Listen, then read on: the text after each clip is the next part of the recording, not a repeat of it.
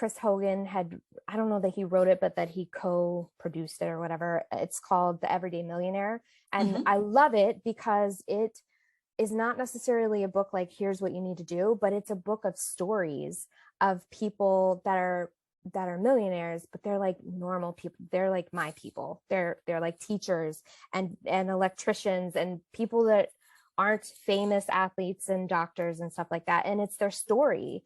And I feel like when we're reading about our money, it really helps to read inspirational stuff like that, because a lot of us, when we're starting that journey, are in a place that we just feel like it can never be done. We feel like it's almost an impossible feat. So that's one of my favorites because of the fact that it has so many stories in it. And it just, by the end of the book, you're like, oh my gosh, this is amazing.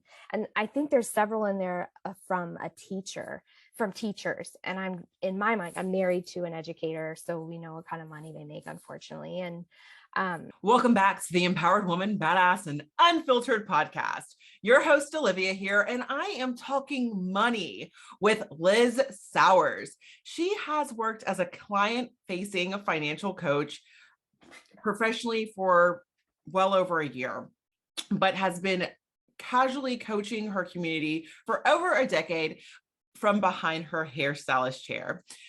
After the pandemic hit, she decided to step out from behind the hairstylist chair and take her financial coaching to another level. In 2020, Liz established Sowers Consulting LLC, a consulting firm providing personal finance education and solutions to women all over the United States.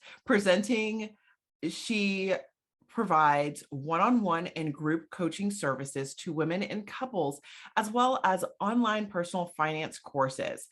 Liz's mission as a financial coach is to help hardworking women secure their financial futures so that they can experience less financial stress and more abundance in their lives. Definitely check out her link to her website below.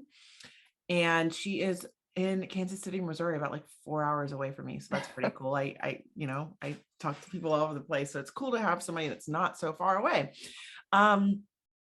But yeah, how are you, like, when you decided to do this?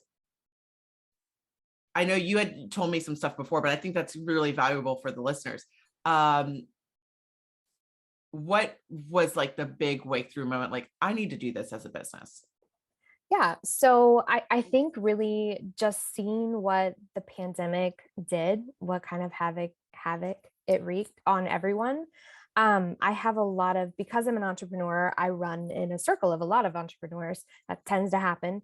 And I was watching many of them lose their businesses. And in my heart, like I've always come from a place of trying to serve. I always have since I was a little girl. So it was very heart-wrenching to see people that I knew that had worked very hard to build these things, like everything came tumbling down. So, and some of them had been guests in my hair chair. Like some of them were clients of mine as a hairstylist. So I just had that moment where I was like, I have a finance background. I have a finance degree.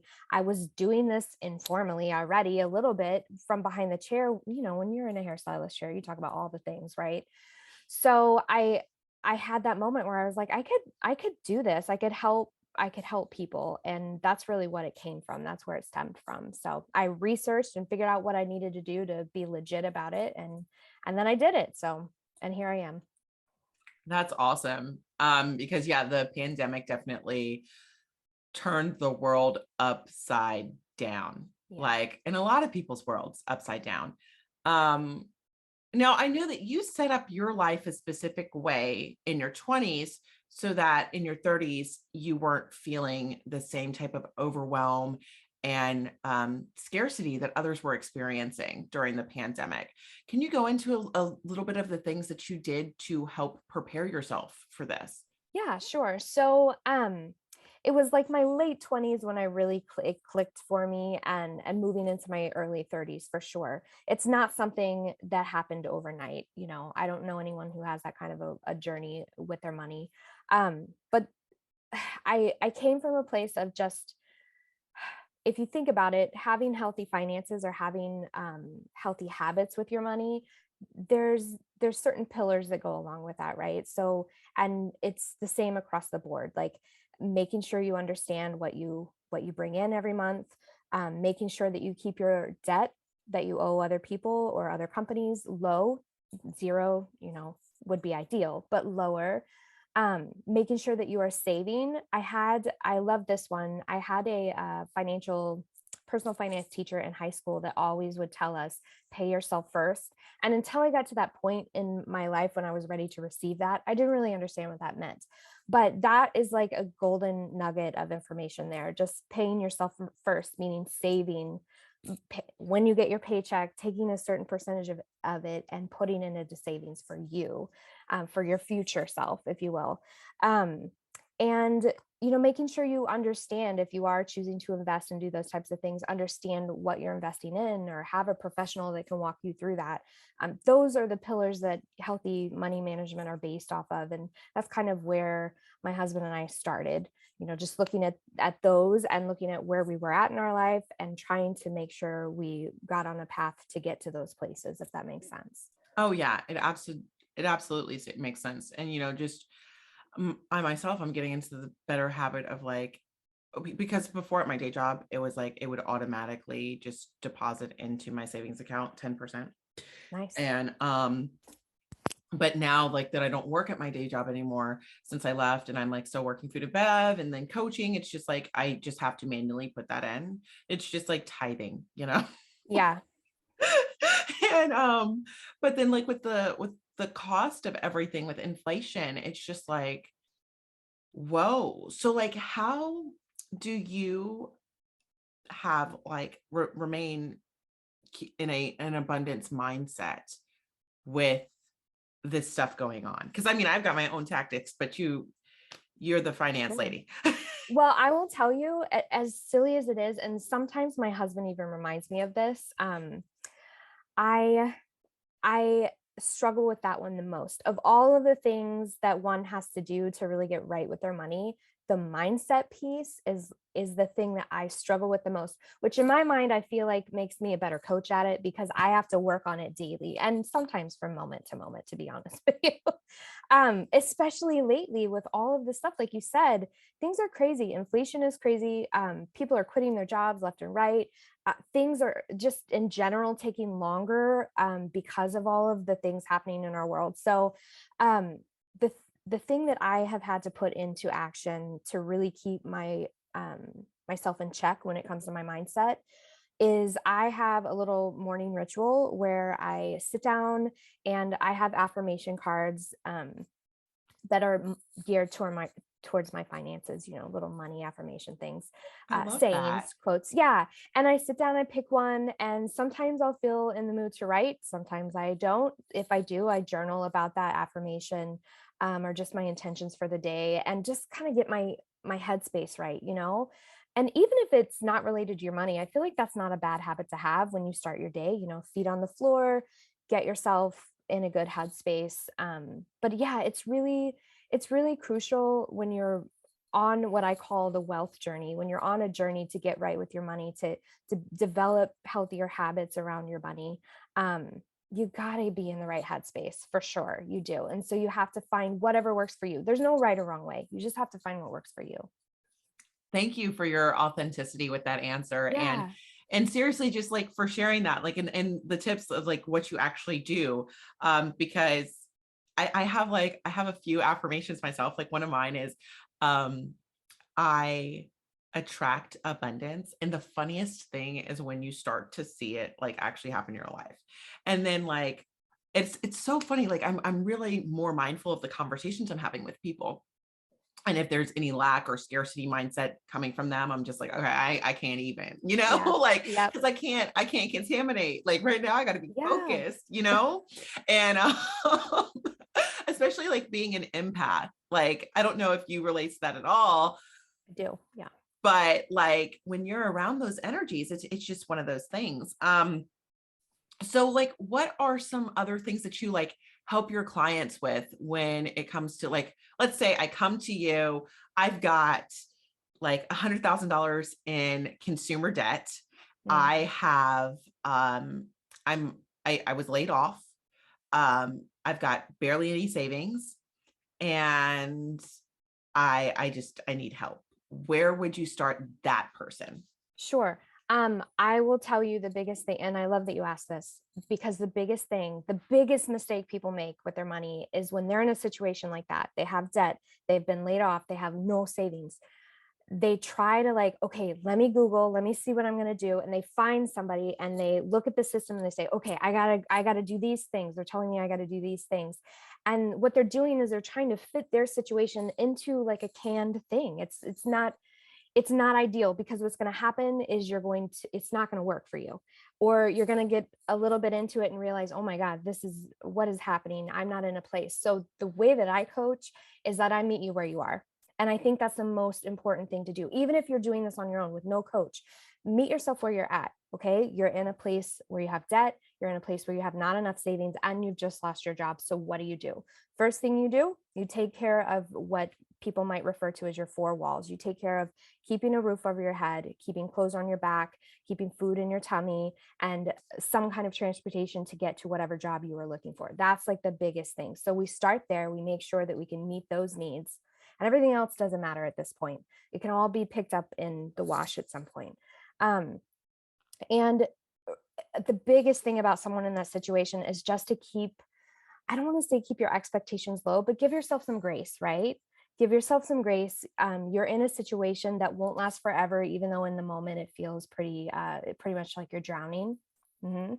So meet yourself where you are, give yourself grace, and just start a plan. Okay. So get your basic needs met, and then start looking for work. And if you have any extra to put into savings at that point, that should be where your brain is save, save, save. But most likely taking care of just the basic needs are where you should focus at that point. Yeah.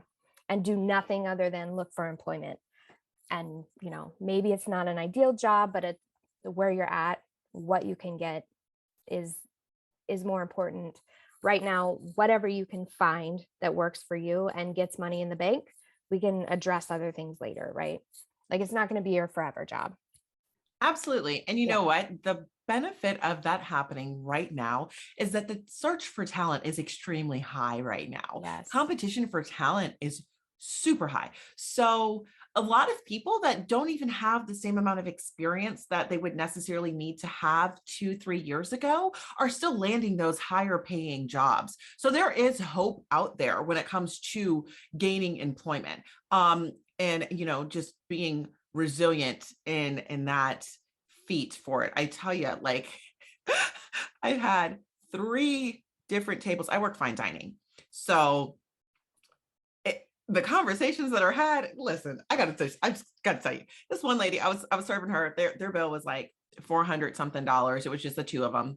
And her and her husband, they were celebrating like Valentine's Day, his birthday. He owned a construction company. So since I used to work in the manufacturing industry, I was able to talk about oh my goodness, how are you doing bids right now? Because the cost of raw materials is so high. I know that, the last time I checked, steel went up by 70%, so I could talk about that type of stuff. Yeah. And and then we're just talking about, like, I was like, you know what? And the cost of food based off of the last Super Bowl, like, because I read this statistic, is you're paying 20% more now for Super Bowl food. Granted, I was working on Super Bowl Sunday, so I wasn't even like, I didn't care about that. But and the lady, how she answered, and this is how you know how people got money. I wonder what people that have to budget are doing. Mm. Said, I want your type of money one day, girl. I didn't say that. I was just like, you're so blessed to not even have. I said, that's another Yeah. thing that you're so blessed with, to not eat, to even to just have to wonder. Yeah. Yeah. I want those problems. Those are the problems I want to have. Yeah. Yeah. And I mean, I think it comes to counting your blessings and like that sense of it. Now you got there's always different problems. Yeah. But it's so funny how people talk that have, and people that say they want, but do they really want? Like, Do you notice how some of your clients speak about their situation? Mm. I mean, you have brought up a very valid point. So, and this kind of ties into the whole mindset thing, but our language um, that we use centered around our money says a lot. And even if we're working on getting better at that and trying to shift our mindset and trying to make our financial situation better, if we keep using negative language like that, it's never going to happen. It's never going to happen, no matter how hard you try. That's one of the things you really have to shift. And you are so right. People that don't have those issues, that have a healthy relationship with their money, and they are at a place that's really great, they don't use that same language.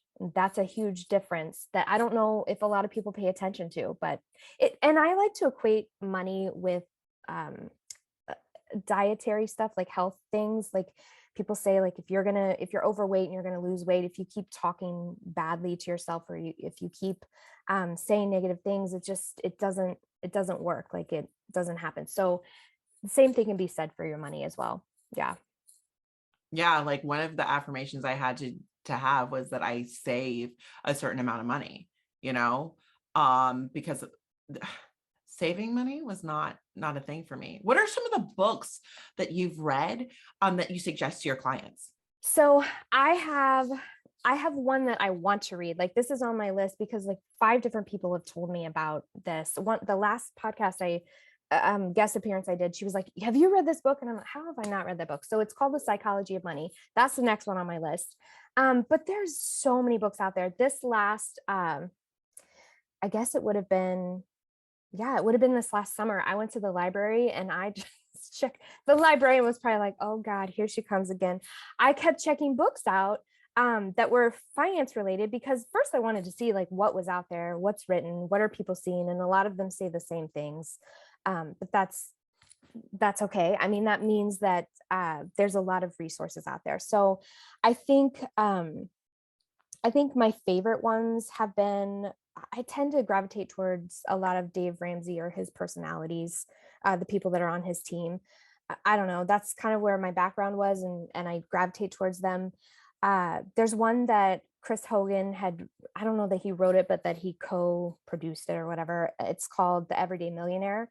And Mhm. I love it because it is not necessarily a book like here's what you need to do, but it's a book of stories of people that are millionaires, but they're like normal people. They're like my people. They're like teachers and electricians and people that aren't famous athletes and doctors and stuff like that. And it's their story.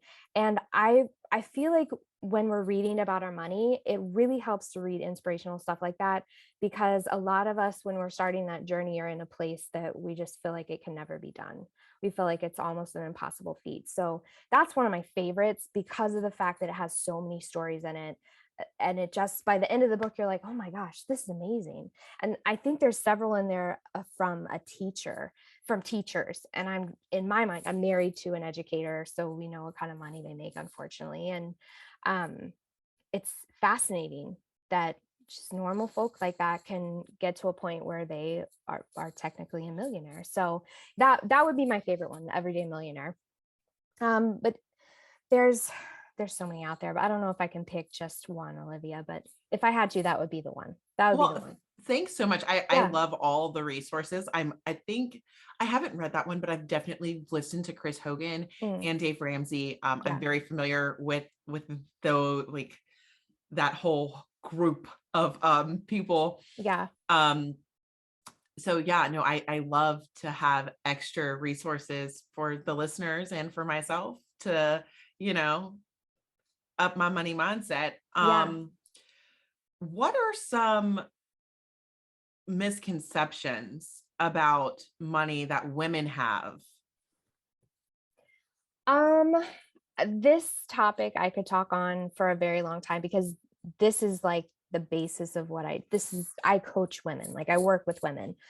And I've had people ask me that before, like, why is it so important for women versus men? Or, but I feel like it's important to notice that historically, at least in our country, historically, finances in general, that industry, that idea, that concept has been geared towards men. Mhm. And only until recent years is there representation from the female sort, which I am like super excited about. I want to see lots more of that because it's important. Like, if you think about it, I never remember the exact year, but it's like the late 60s, early 70s. Up until that time, women couldn't even open a bank account by themselves Mhm. without their husbands going in. So it's things are still changing and shifting, and it's important for women to take their money seriously. Like, there's that old school idea of like, well, my husband can handle it; he handles the finances. Um, it's important though to know what you have, like what income is going on in the household, what expenses are going on in the household, for many reasons. One, and unfortunately, women have learned this the hard way, and I have coached someone through this situation. But what if you're widowed at an age that you don't expect to be widowed? Um, and your husband has handled all of the finances and you know nothing about it. Like, it leaves you, you're in a place of trying to grieve, and then you have that stacked on top of it. So that's just one example. But it's very important. And you could equate divorce for the same reason. Like, what if something happens and you don't end up being with your spouse long term, and you don't know any of the things that are going on with your finances? There's so many things that could go wrong. So those are really important reasons for you to understand what you're making, what your husband's making or your spouse is making, um, and what you're spending on all the things, and how much debt you have and how much savings you have. Get an idea of what your net worth is. Those are all important things for women to know. Again, I am a little bit of a feminist at heart, but I think the reason that I feel so passionately about that is because there are so many things that could happen that we would just be left kind of high and dry, if you will. And so, I don't want to see anybody in that position for sure. So Absolutely. I did a podcast a couple of weeks ago, like a solo podcast, where I was talking about what I consider to be a successful woman, and being in charge of your money was one of those things. Like, knowing what's coming in, what's going out, like how much you can, play with, investing it properly, all of those stuff, like being financially healthy is something that I see amongst the successful women that I, um, aspire to be like. And you know what? I'm not saying they have to be millionaires. And I made it clear yeah, in that too. It's just they know what's going on. Like, they can't end up out on the street. yeah, Like, they're yeah, securing themselves. Um, and I mean, there's stay-at-home moms that make sure that they're secure in their position. So this is not against any woman that is not working out of the home. Just before we got on here, I believe that taking care of children is a full-time job, it is. and one that I have put off for a long time. But Yeah, but it's still knowing, okay, this is our family money. This is how much I can spend on this, not overcharging the credit cards, not over, and I understand that things are a hard situation and stuff like that, but that's just, my little tidbit on that. yeah, it's definitely important for us to be aware. Just even awareness is just one thing that you could do. Just to be aware is important. um I feel like you said something, I was going to touch on it, but now I can't remember. Olivia, I'm so sorry. You're fine, Liz. Um, I guess so. The next question I have for you is, yeah, we talked about, and I will say, I'm a traditional feminist, as I believe in equality. Yeah, That's the word feminist has been thrown under the rug and is no longer the definition. yeah. But yeah, and I mean, you're married, like Yeah, I'm pretty sure you don't hate men. Like, no, that I is don't hate men. Yeah, no. that is not being a feminist does not mean you hate men. No. And when I say it, but it's like we can never say, that's another thing. There's so much political correctness in the world that Yeah, I'm just like, how? yeah. Yeah, you're right. When you use that word feminist, you have to be really careful because some people might think you're like very radical in that.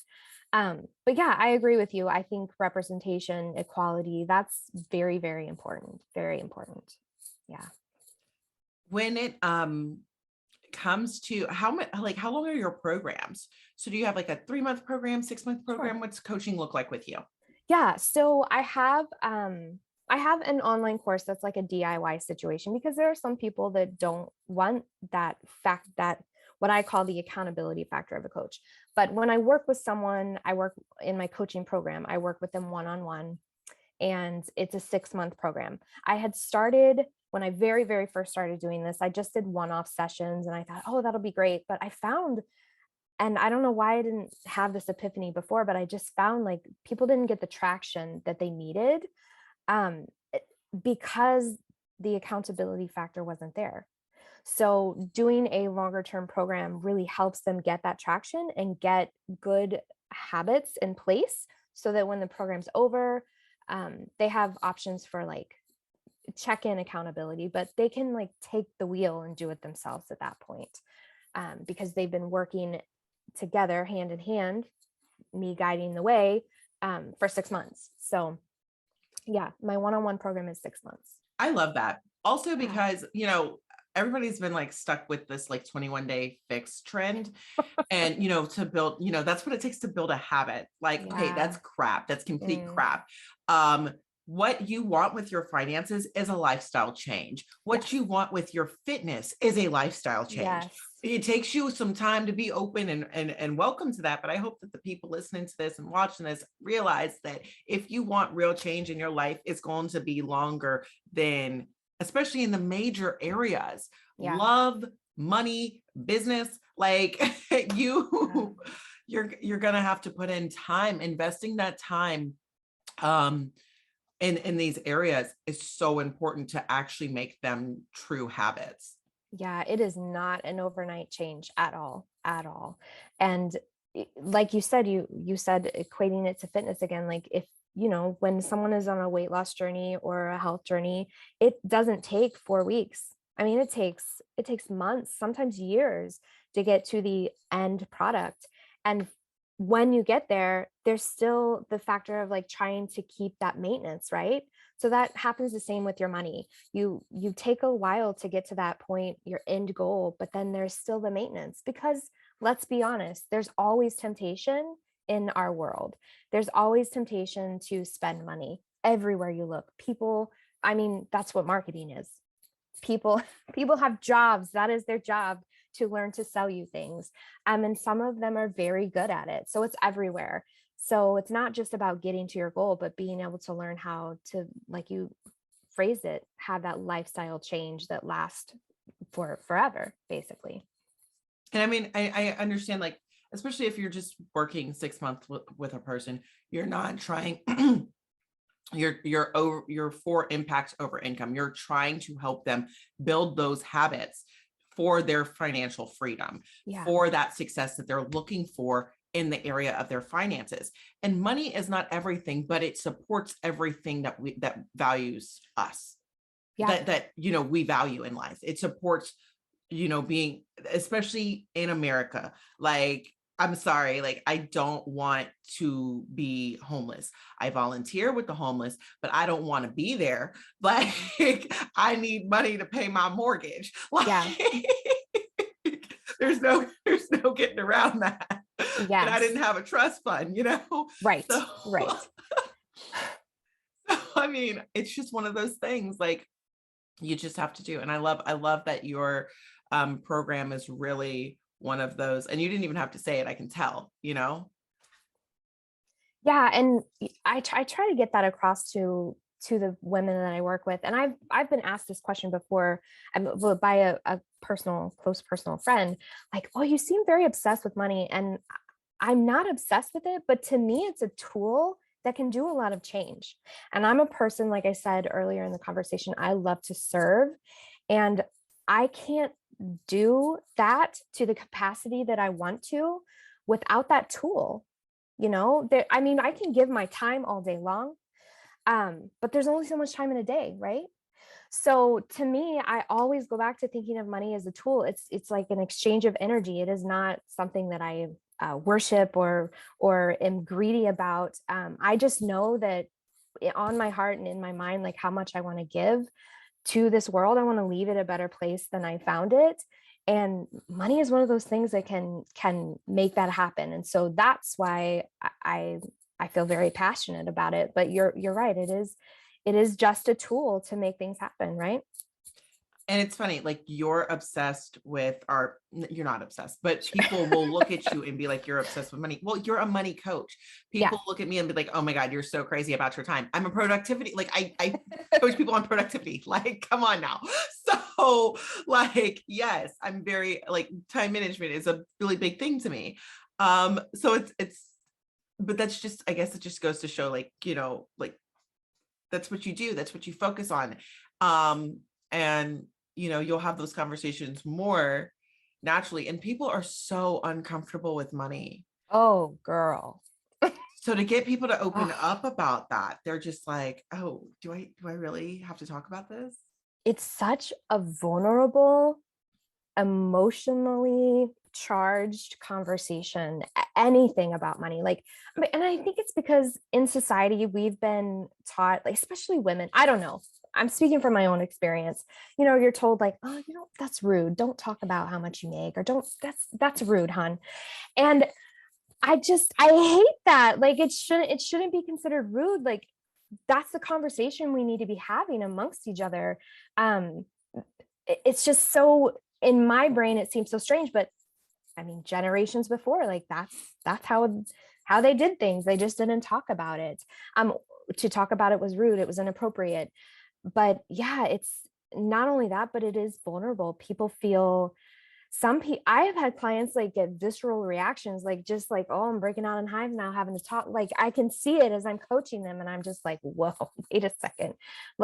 We gotta, and I will point this out. A lot of that reason for that reaction to it, I think, is sometimes we all have different money stories.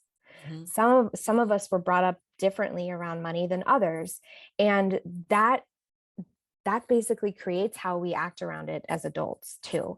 So those money stories are important to recognize and respect, that that's where you came from, and kind of be able to shift that. But I think that's part of what makes the subject of money very vulnerable and emotionally charged. But that's why I'm on this mission too, because I want to change that. I think that should be changed for our world and for our baby's world. So Absolutely. And this actually happened yesterday. I was listening to a podcast. Um, it was about Christians that, and they were in business, and one of them was a therapist, and the other one was a coach, and they brought up this thing about Catholicism, that and the money mindset that comes with being raised Catholic. Now, I was born a Buddhist, but my mother was born Catholic, and she grew up in a Catholic household, and like, going to Catholic school. And she's been trying to avoid Catholicism for the longest because she's just spiritual. She's not a Christian. Like I was, born a Buddhist. I'm a Christian now, but I go to my church wants us to have abundance. We are not told to be poor, yeah. like, but a lot of people, like a lot of Catholicism is that way. So it was an epiphany to me, because for the longest I didn't know where my mom's money mindset came from. And then she happened to call me, and I probably pissed her off. I was like, Mom, your poverty mindset probably came from Catholicism. And she was like, what? You think I have a poverty mindset? I'm like, Mom, you're always saying, I'm like growing up, I'm like, I've done so much work on my money mindset because of how I grew up and everything. And you would always say, nobody has money like that. And like, like, I'm like, Mom, what you say matters. Hmm. Like, and she's like, okay. I'm like, Mom, so you have to speak abundance into your life. But I'm like, I think that it's time that you like go and like do some work on that Catholicism stuff, because Sorry if I'm triggering anybody, but you know what? If you're listening to this and you're wondering about your money mindset, maybe you need to look at the influences that you've Yeah. had, not just in your home, but the other places that you heard them from. Yeah, definitely. Definitely. I like to do that in the first couple sessions with a client for sure, is ask them about their money story, figure out where they're coming from, because that plays in a lot to their current relationship with their money for sure. So that's some work that should be done by everyone for sure. Oh yeah, like I mean, I feel like it's just something that I'm going to have to work on for a very long time. Um, and I had a guest on that's from South Africa. She's a self-made multimillionaire, and she franchised her business. She recently opened her 32nd Wow. store. Wow. Um, but she proposed this question to me about what enough was. And I believe that everybody has an enough question. For her, it was more so like, how much is enough money? Yeah. For me, it's what's doing enough to feel, Yeah. everybody, I feel like at somewhere in someone's life, they have an enough question that they need to answer. And I think when it comes to money too, a lot of people might have that, how much is enough money to feel safe, secure, because they're looking for these other feelings that money kind of helps with, but don't really, but it's just Yeah. like, Yeah. That's great. I love that. I've never really thought about it like that, but that's valid. That is definitely valid. Your enough question. I like that. you should definitely ask your clients that, like, be like, how much would be enough, I might be asking that now. I love it. because like we have to realize the goals that we're reaching for Yes. Yeah. to Goals free are important. ourselves Oh yeah. from, like, for me, oh, so many people, like, I don't ever feel like I do enough. I'm not, and I used to be like that. Like, why, when do I feel like I'm doing enough? And then I'm like, I never defined what enough was. Yeah. I Yeah. just want to have enough money. How much is enough? But what is that? Yeah. Yeah, that's valid. Yeah, especially when you're goal setting, you have to be specific. Mhm. You have to put a number or a time amount or something measurable on that for sure. Yeah. Especially like when you're attaching things to like your self-worth. Hmm.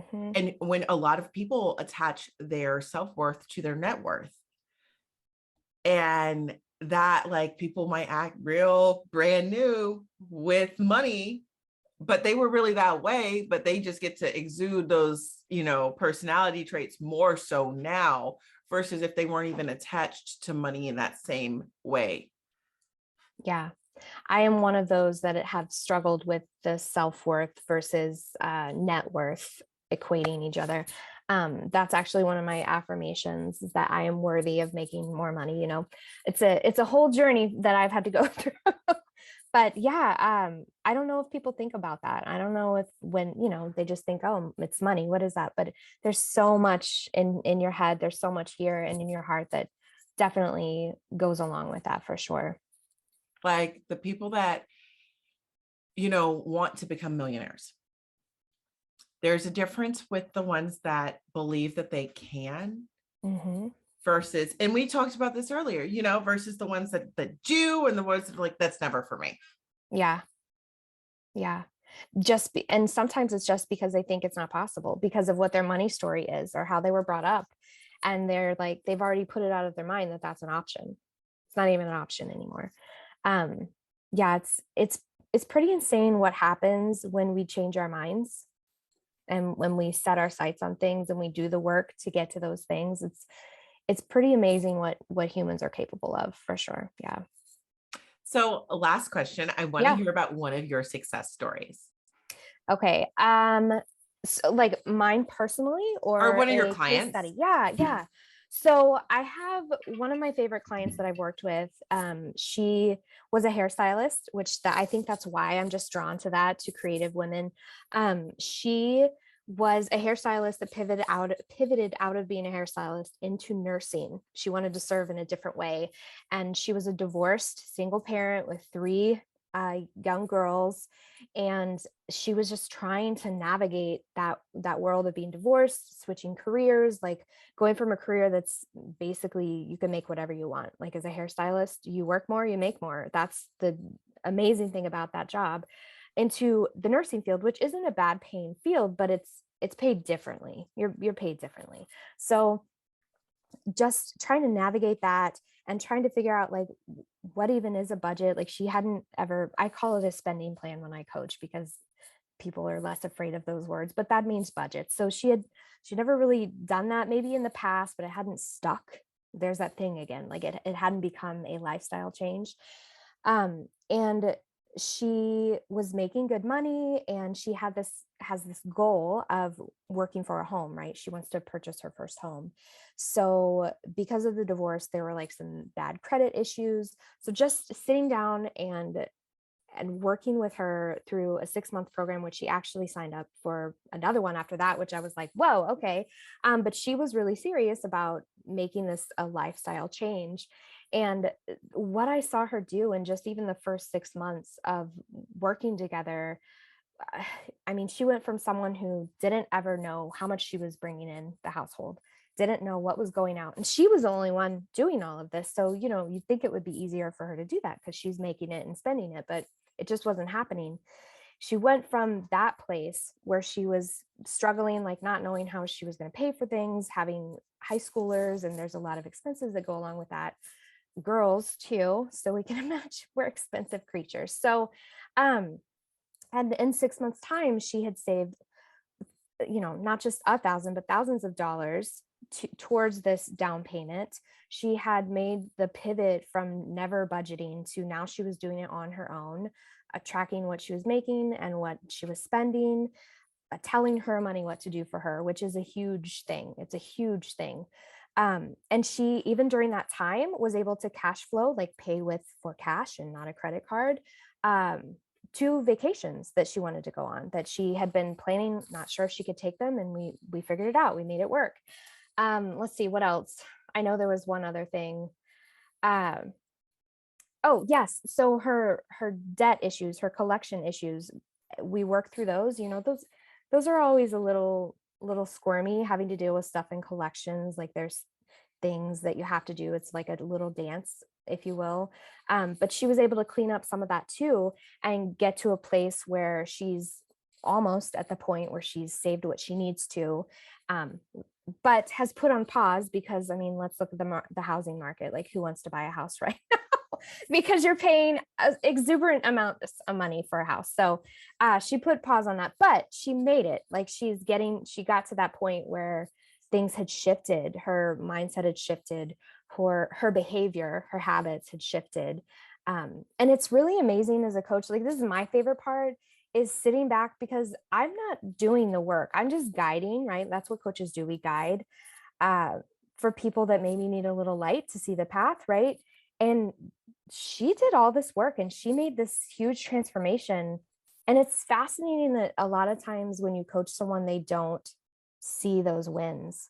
It takes someone from the outside to be like, wait a second, you just ran right past the fact that you are doing this now and you hadn't been for the last year. Hold on, like you need to have a mini celebration here. Like it's insane. So yeah, that's my favorite example of what I've seen as a coach. Like that's my favorite situation for sure, because it was such a big transformation. I love that. I love that so much. It just made me think of a reel that you should do, like that one reel that's like, hold on, you're Is not it? going to just pass by that. Like, Yes, I think it's Kevin Hart. I love that one. Oh, girl, I love that one. you need to do that one. I'm afraid to do reels. No lie. Like I've never done a reel. I feel old when I pick up a piece of technology and try to use things. I'm not even 40 yet, but I don't know how to do a reel. That's something I need to look into, educate myself on.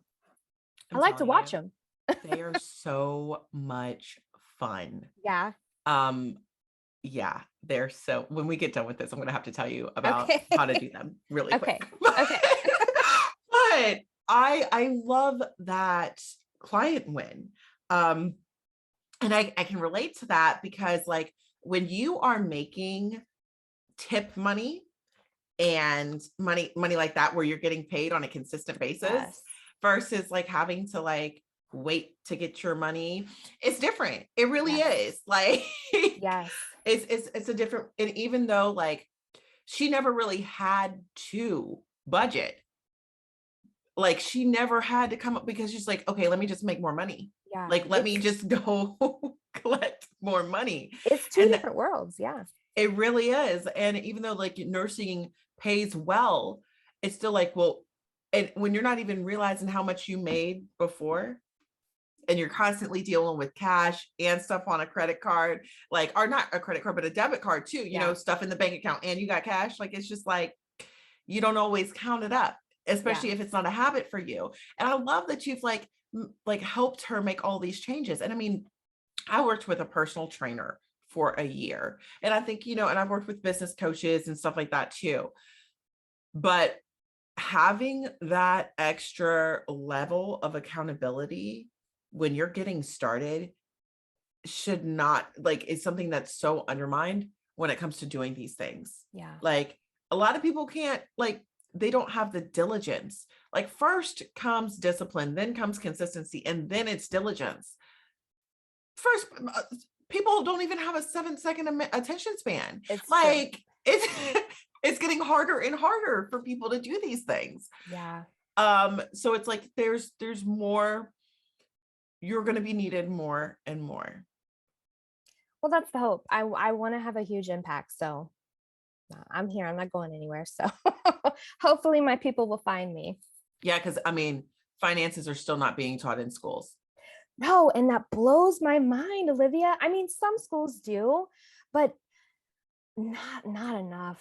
Okay, the schools that do it though are typically in the areas. Okay, I'm so glad you said that because I didn't know how to say that the right way. But like my mom works at a school that's in a very urban district, and they don't really have a lot of that going on versus the school that I went to, you know, a little podunk town, but it was a different demographic. So you do see that difference. And the demographics, and as well as like the how involved the parents are at the school. Yeah, very true. How what the tax brackets looking like, Yeah. you know, like it's a lot of that goes into it. Like, I went to a good school, but we only had we had one class like that was kind of like a personal finance, and it's like, okay, but it was not in depth. Like, one of my friends that lived in Pennsylvania, I think, who, like, the teacher, his high school teacher, taught him how to invest in stocks. Wow. The whole class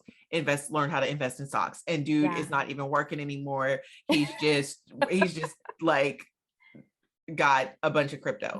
But that's what happens when you tell such an impressionable brain, like, look, if you do this, this can happen. Like the idea, the concept of compound interest, you tell that to a small brain, like not small, but a young brain that is soaking up all of these things and not set in their own ways, like someone who's older.